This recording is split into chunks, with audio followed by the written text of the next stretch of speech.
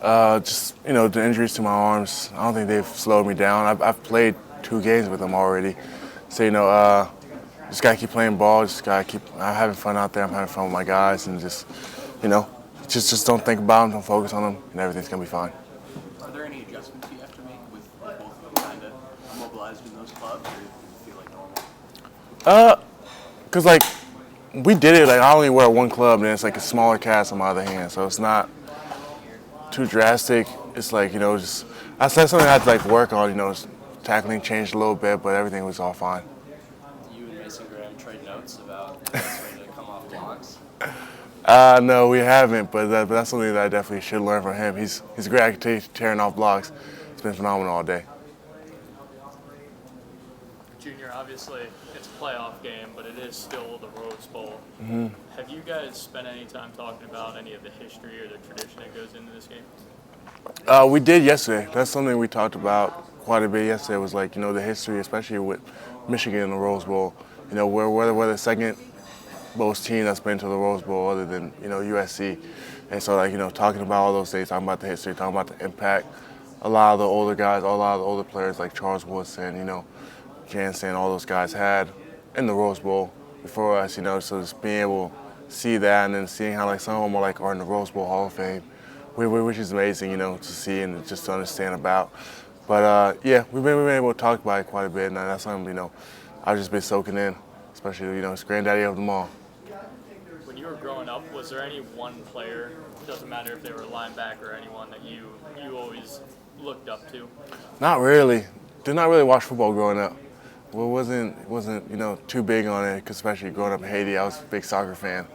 So yeah, not really. I should have, man. Who's your favorite team growing up? Ooh, that's hard. Barcelona.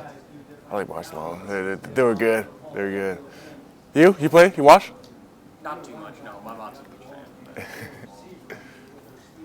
What have you seen from them offensively in terms of their growth from kind of the beginning of the year and those early games that you saw in tape compared to kind of those last games, especially against Georgia? They've had huge growth, huge improvement, especially from the first couple games against Texas to when they played against Georgia. You could tell the quarterback's more under control now. He's got the offense in a good rhythm and a good scheme, and the way they use their receivers are really they're really well rounded. Those guys are speedsters, so you run type of routes that doesn't allow them to have to break and all those type of things. So we've seen a lot from them. It's a lot that they've been able to put out there on film, and it's been phenomenal watching them. So they got great running backs in the backfield. They got a great O-line. So it's gonna be a good one. Have you guys ever seen a quarterback face a quarterback this year like Jalen? We faced running quarterbacks, before, but we face one in our own team every day in practice. With Alex Orji, so it's not too different. They got the same skill set, they got the same body type. So but it's different in the game, especially in the field. A lot of stuff's happening, a lot of pressure, a lot of different plays are going at a whole different level tempo. So it's gonna be fun being able to face them, but you just got to play our defense, trust our guys, trust each other, and just play within our scheme. How do you prepare for a guy like Melrose who's going to spend a lot of time kind of maybe dancing around in the pocket, spending a lot of time out near the sidelines?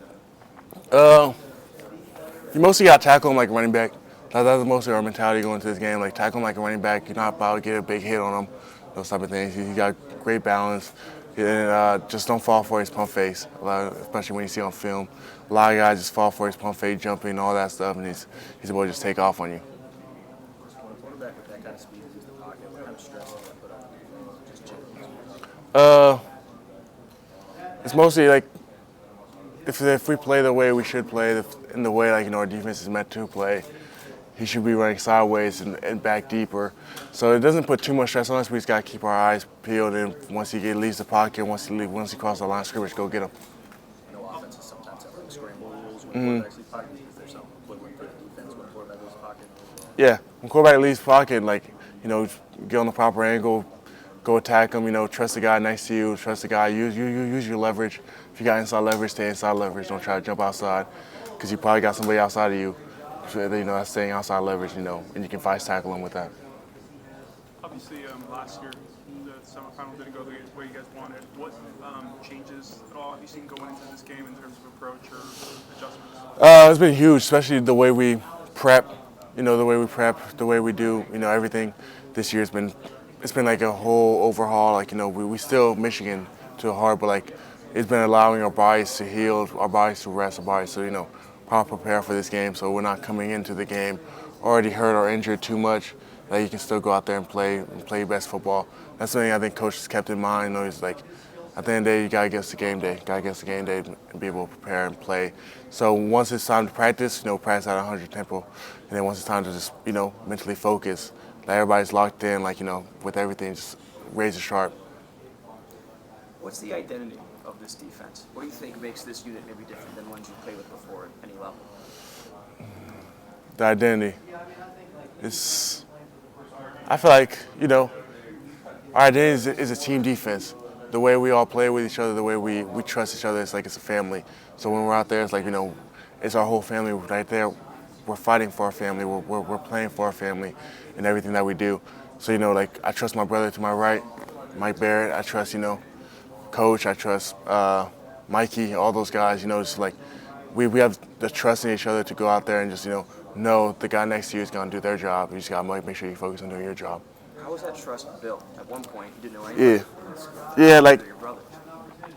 continuous days, just being with them every day, being able to prep with them every day, knowing, every day they come with that mentality to work. They're with that mentality to, I'm going to get better today.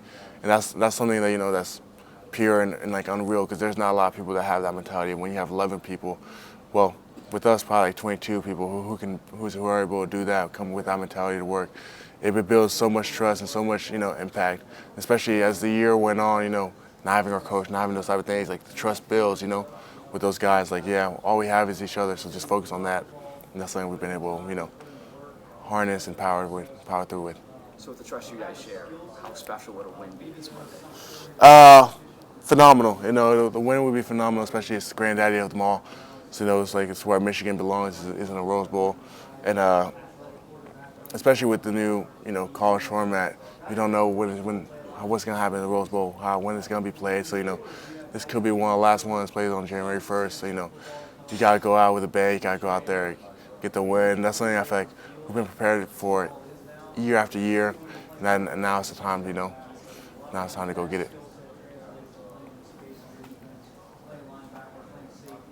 I'm not sure how much you've watched any Alabama defensive film. I know you're not going to go up directly against them, but what have you seen out of Dallas Turner, one of their linebackers? He's a great dude. I was just with him not that long ago. I've watched his film. I've watched all their film, but great dude. He has great get off the ball. He's got great pass rush moves. He's got great intensity. He's got a high motor. So that's something we're gonna have to watch out for. We're gonna have to make sure we keep in check. But like with those guys like that, they're gonna make plays. They're always gonna make plays. So now it's more about minimizing the amount of plays they make, the amount of things that happen in the game. So just being able to slow that down a bit would be great. Nick Saban said yesterday that Jason Collins is going to be playing. Have you guys seen anything special from him on film? Yeah, he's a great running back. He's a great downhill back. He's got speed to take the top off. He's a big guy. He's great in and out of his cuts a lot of times. But it'll be fun to play against him, and that's something we've been expecting. And we've been hoping for. Everybody's healthy and everybody's able to play in this game. How do you prepare for a running back group? And it's not just one guy. You got Jace, Brudell, even now Jam, multiple different types of backs. It's great, being able to prepare for multiple different types of backs, because especially within our own team, we have multiple different types of backs. So being able to prep against those guys, being able to get that, and then go into another team and seeing that, it's awesome. It's fun to play against those guys because your scheme changes just a little bit for each different back, and that's something to cherish and just have fun with. Alabama's got the biggest offensive line probably that you've played. At least this season. Yeah, this season. Obviously, you can't really simulate that size with the roster you've got in practice. But how have you guys been prepping for an offensive line that's that big? Man, we've been preparing for that since fall camp. You know, those guys being able to take the double off our guys, you know, because I trust each one of our D linemen. If they're one-on-one, they're going to win. So, you know, us being able to take the double off on making sure they're not getting double teamed every play and certain things. And sometimes I might just have to take the run through because of the way they play. So, but I don't know, it's fun, but I trust our guys to be able to handle that. Like, our guys are big too, our guys are fast. It doesn't matter how much you weigh. At the end of the day, you know, you still got to go out there and play ball. How important is it going to be to get home, obviously on some of those blitzes, with a guy like Jalen Milroe who can take off and burn you on the head? It's just very important, you know, especially you just got to trust the path, trust your path, so don't try to do too much. So, like, if you're supposed to be contained, keep contained. Doesn't matter if you see the hole open in front of you inside. Keep contained because trusting the guy, you know, the guy to your right is probably going to fill that gap. So just, you know, you got to converge to the football and make contact and close it on him in a way. You were part of a really talented freshman class that came in. Guys like you, J.J. Donovan, a bunch of others that just go on. I'm curious with the Orange Bowl your freshman year and last year against TCU, the Fiesta Bowl, now you're in the Rose Bowl. How much would a win this time mean to you guys' legacy as a class? It'll be phenomenal because, especially as a class, all we've known, you know, is going to a big Rose Bowl game, going to a playoff game. So it'll mean so much, especially like our class right now. We're 0-2 in bowl games, you know. So it's something that leaves a sour taste in our mouth because we're one of the groups that's been there. It's been there, you know, multiple times and has played in most of them. So win this time it would mean so much to us because we know. Because we didn't come to Michigan just to finish out, you know, right outside every time outside the playoff. We're always just right there, but couldn't finish it off. So we just got to go out there and finish it. How have the players dealt with all the distractions y'all have had this year, Coach Harbaugh being suspended and all the rest?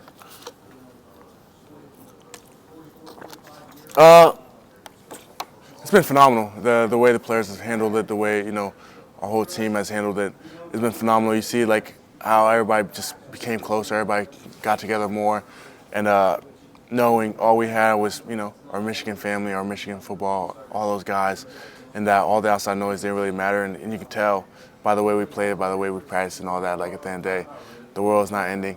At the end of the day when all this stuff's happening, so we just got to trust each other, trust our head coach, trust the players, go out there and play the way he meant for us to play. Junior, what were the specifics of the Beat Georgia drill you guys did in fall camp? Beat Georgia drill and those type of drills are more like inside run, being able to stop the inside run, stop, you know, the duos, all those powers, those type of runs. So like most time, like we normally just watch, you know, certain type of runs. So some of those teams' best runs, then we'll go out there and practice them and rep them out and just be able to stop those type of runs, those type of plays, and just, you know, it's fun. Yeah. It's fun playing inside run. I love hitting people, you know, when we go out there and do that. It's a lot of fun.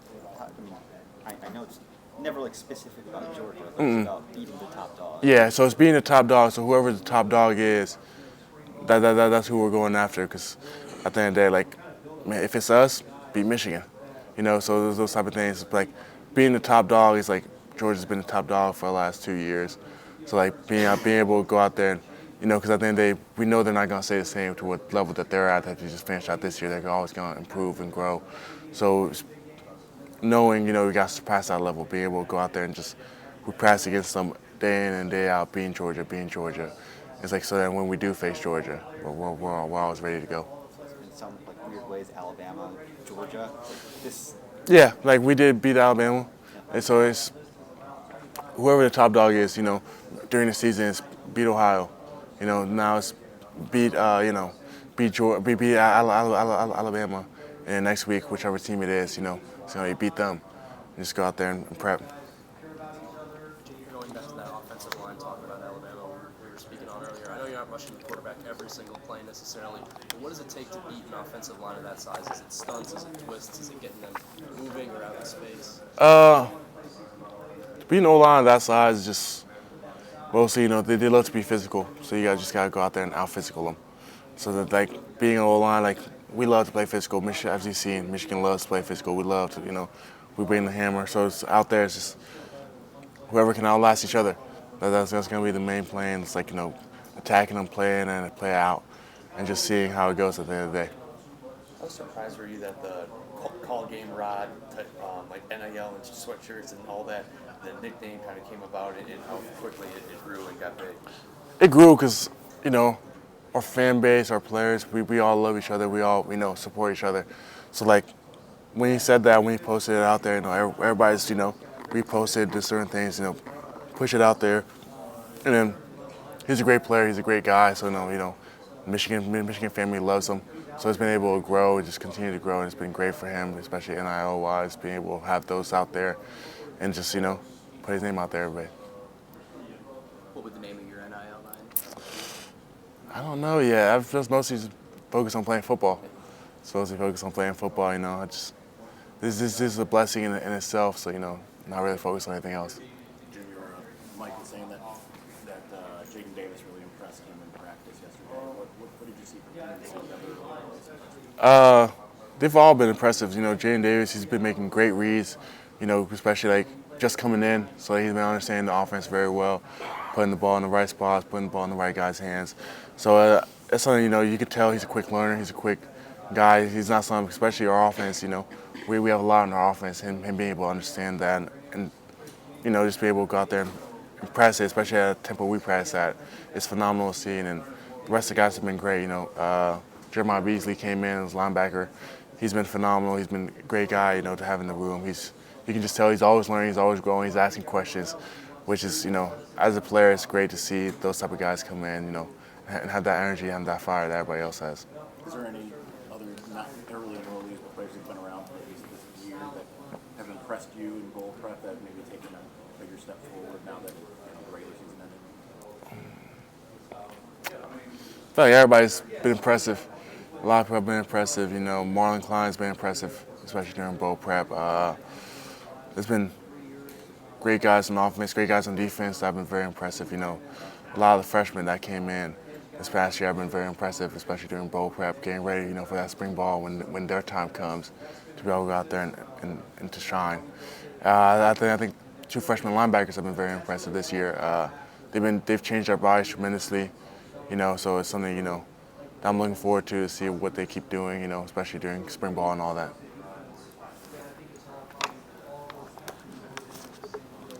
Junior, there's been a lot of kind of headlines this season just going all the investigation and everything. How have you guys as a defense and a team been able to kind of block out that noise and just focus on the field? It's been going to be switching the players and coaches. yeah, good.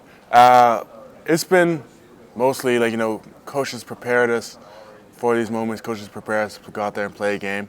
So we just gotta be able to focus, block out the noise, block out everything that's happening. Focus on the Michigan family, focus on the Michigan, you know, the guys you have to your right, the guys you have to your left, because that's all that matters at the end of the day is those guys. So it's been great, you know, especially with all this atmosphere and all this, you know, adversity hitting. It's been awesome because you see that all the guys get closer, we become family, we trust each other more in the field and certain things we do. So it's been a blessing in disguise.